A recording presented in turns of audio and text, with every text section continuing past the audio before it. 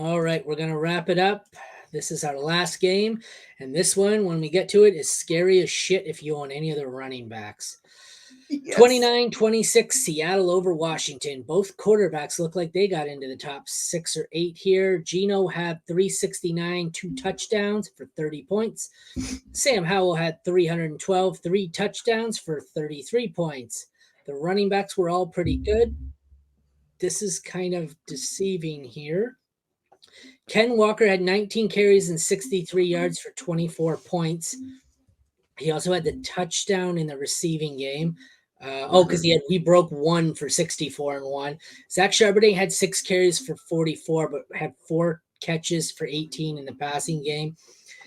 The snap share was 53-47 for Charbonnet.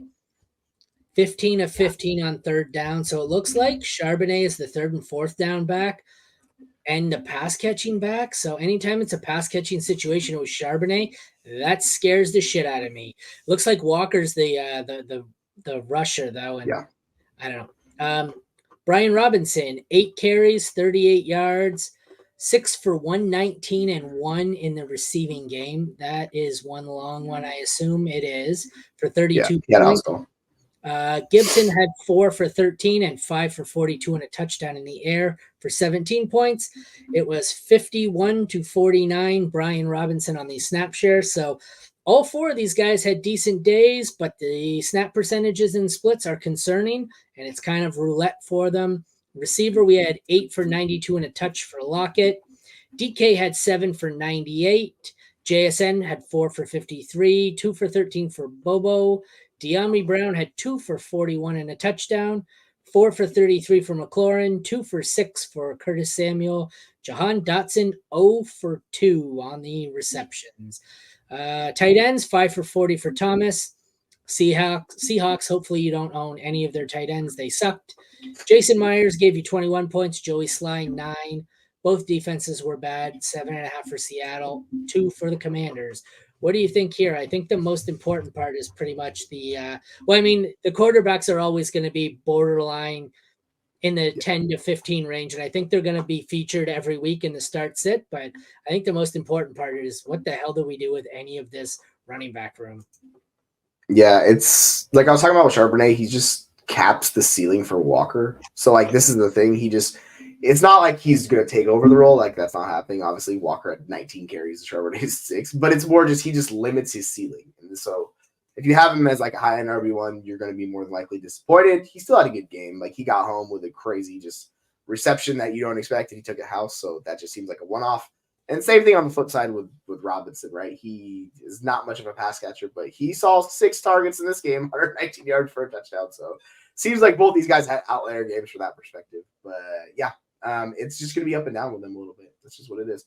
Thankfully for the Washington offense, they're just going to keep chucking it. Howell, 44 more pass attempts like we're talking about. They're on pace to like break the passing record. Yeah. That's not going to change. 312 yards, like this is good. This is fancy goodness, right? And I was actually like in the second quarter, I was like, all right, I hate to say it, the Seattle offense sucks, right? And then what happened? They turned it on and they started just balling out. Well, but so this is what both of them do. This is what they both do. They throw like crazy, 47 and 44 attempts.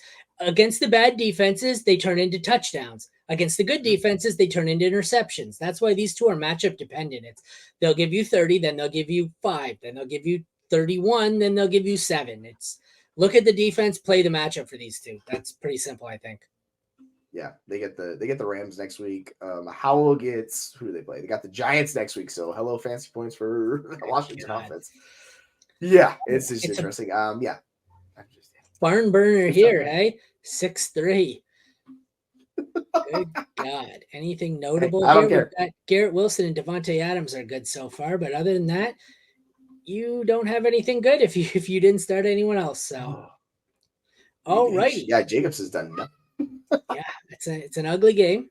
Not a great start. So I guess we can end the show so I can go watch the last 3 quarters of that wonderful, wonderful, wonderful game. Good God. All right, everyone. That concludes the NFL Week 10 Fantasy Football Game Recap. Come back on Tuesday for our waiver show at noon. for Aaron and Jesse, I forgot to turn our names on because my kid was trying to stream the Fortnite podcast earlier. For Aaron and Jesse, thank you for tuning in to the Mad Science Lab podcast. We will see you Tuesday. Take care, everyone, and hopefully you pull out a win tonight or tomorrow night. Good luck.